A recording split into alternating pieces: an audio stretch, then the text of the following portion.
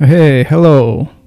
Today we are looking at the tiny little grinder for little small stuff.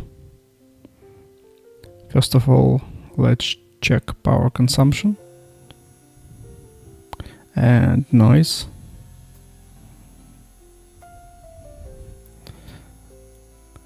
Next, RPM of the motor. About 9,000 RPM of 775 motors. Then check RPM of main part. 1600 about. You can see little sparkles. Against it I move grinder outdoor for an hour. After this power consumption about a third or for half less.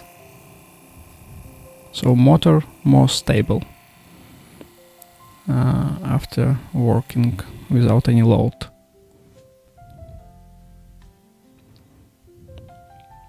A little bit hot, but less than 50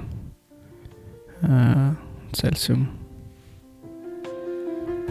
In result, what I can say about this grinder? I changed a few screws because it had a rust for stainless steel screws, and it's good enough for small work. Maybe if I change something, I add video with part 2 of review of the grinder. So leave a comment and subscribe, and bye.